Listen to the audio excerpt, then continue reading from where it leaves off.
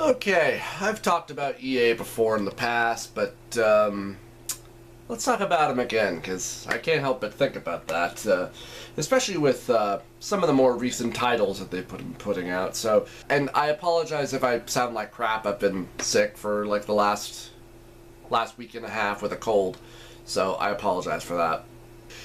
As I'm sure we all know by now, but just for the uninformed or uneducated, EA is one of the biggest gaming developers and publishers in America. They reside in California, and they own several franchises, as well as several smaller companies. Like, they're kind of like Disney. Like, they own a lot of stuff.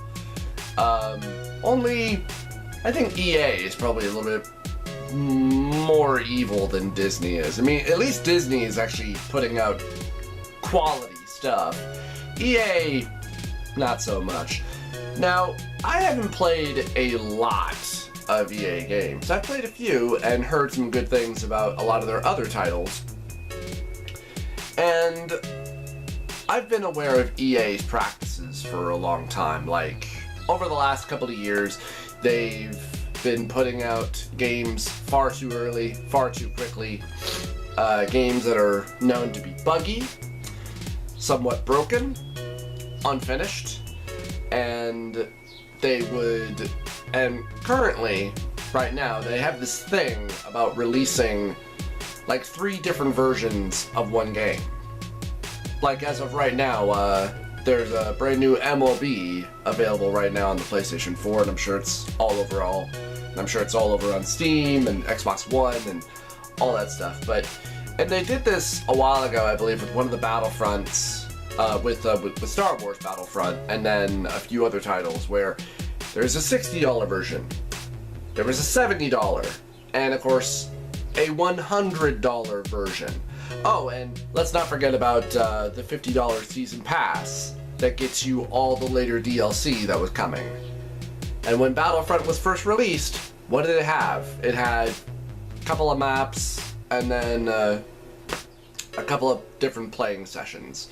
No story mode, no single player, nothing. It was just a multiplayer game with no story at all. That's not a good sell for someone like me at all. And I love Star Wars, and I played the beta, and I thought it was fun, but it got really boring to me really quick.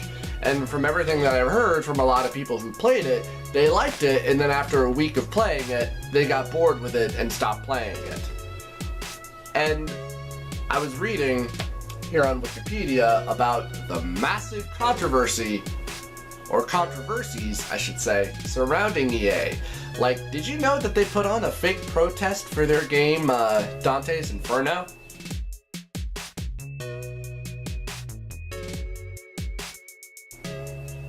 Just to hype up the game.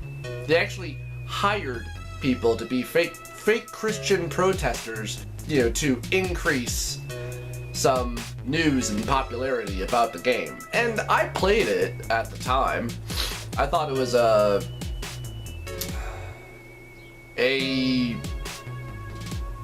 well, it's another version of God of War, pretty much, and I really didn't care all that much about it, so I just thought it was kind of forgettable. But there's a lot of other stuff, like there have been stories about mistreatment of their employees, the way they handle all the other companies that they own, and the fact that they are also the only company who has a exclusive license for sports titles as well. Because there was a time, a long time ago, back in, you know, the NES and Super Nintendo days and stuff like that, where there were several different companies who made different sports games. You know, like there was Tecmo Bowl, and of course there was Madden series, and there were a few other, you know, smaller game companies, and I'm sure probably maybe even some large and then middle, that were also making all sorts of different sports games. And they had different quirks to them, they had different ways that they worked and played and such things like that. Like, do you remember a time when sports games actually used to be fun? And now they're not? I mean, I haven't given a shit about a sports game in a long fucking time. A long time. Now, to be fair, I haven't played a recent sports game, but that's because a lot of the time now, they're more centered around the people that have already played the one from last year. And that's another thing. EA makes sports games and a lot of their other more bigger series like, you know, like Battlefield or Call of Duty or something like that. They make a new one every single year. And they release a new one every single year. That's why they're now titled MLB The Show 2014, MLB The Show 2015, Madden 2014, 2015, and they keep on promising revolutions in their games and stuff like that. And there have been constant reports and complaints about these games have low standards, they don't play very well, they lack a lot of the quality that EA says that is going to be in the game, like audience reactions and great AI program and stuff like that, and they're not, and a lot of the time they don't offer any sort of a tutorial or beginner level or anything like that for anybody who's just coming into the game. And it's just a real lockout for anybody who would like to try to get into these. And I mean, it just doesn't help either that EA just continues a lot of these common practices and that they just continue to do it. And what's sad is that as much as a lot of people will report and just talk about this all the time, EA still makes a shit ton of money. They're still a very large company, and they still own a lot of very well and very good franchises, and what do? They run them into the ground. They don't care about quality. Obviously, they don't. If they just continue to make and release a brand new game every single year, and they don't care that they're buggy, that they're broken, that they don't play very well, that a lot of the time some of them aren't fun or very good. Hell, there was a controversy, I think like just last year or so, about how they released a dungeon crawler game for mobile apps, and the game was broken, and the game was a play to win, or and the game was a pay to win game, where you had to give them more money to keep playing or to even win certain scenarios. And that's just incredibly shitty of them to do. It is. And, I mean, you already bought the fucking game and now you're giving them more money just to keep playing? Now, yeah, that was the sort of thing that you did back in the day, but that was a difference. That was an arcade machine. And it only cost you $0.25 on top of that. You weren't paying dollars at the ass to keep playing this shit. It's ridiculous. Of course, that kind of practice just goes on everywhere now, doesn't it? And everybody's just okay with it. I just don't understand what is the problem with, you don't need to make a new sports game every year, EA. You don't. And I know EA is not going to listen to one tiny little YouTuber. I know that. But how fucking hard is it to take this gigantic company that you got, and I'm sure a shit ton of great programmers and artists and all sorts of people, and just have them work for 2 years or so on one really good and creative sports game? You know? Like, it doesn't have to be an NFL game, or it doesn't have to be Madden or anything like that. You could, you could show some creativity, show some imagination. Hell, there was a sports game came out like a year ago that was a kind of a tactics RPG style sports game. I mean, it didn't really appeal to me or anything like that, but I'm sure some people liked it. But maybe not go that route, but just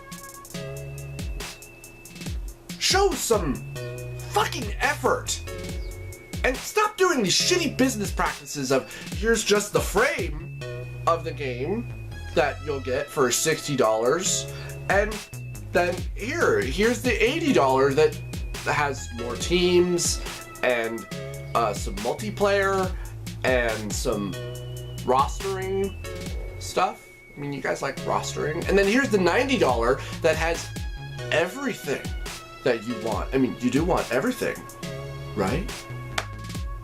Just focus on making a good fucking game and then release it for $60 fucking. That's it. No other bullshit. It's just... They get away with this. And they make money. And people continue to give them fucking money. I'd say really the last good EA game that I played, that wasn't made by them, it was published by them, and that was Titanfall. And I had a lot of interest in a game like Titanfall, a mech gun shooting fighting game. Who doesn't love a really cool mech gun shooting fighting game? But its biggest problem, it's multiplayer only. That's a big problem, because online sucks. It's unreliable. I mean, it doesn't matter who you are, where you live. It might depend on how much money you have. I don't have a lot of money. I do work for a living. And the game was pretty good. It got pretty goddamn repetitive after a while, but it was pretty good. And it did have some variety to it. It did. And it had some pretty damn good quality to it too. But there's such a huge learning curve to it. Why not just... I mean, where's the fun? EA is a company that is obviously never going to change. Now, every single once in a while, they're going to have a game that does have some damn good quality to it, some imagination and some fun to it, every once in a while. But everything else, from their big franchises that are just ongoing, like their sports games or their racing games. Actually, I don't know if they are responsible for the racing games, but... I mean, I'm not a fan of them. I'm not. Can't imagine a lot of other people are either. So, just food for thought, people. I mean, think, do a bit of research, but don't just blindly give your money to something just because you think it looks cool. Be mindful and wait for prices to drop. Do research, watch reviews. Be smarter with your money. See you next time.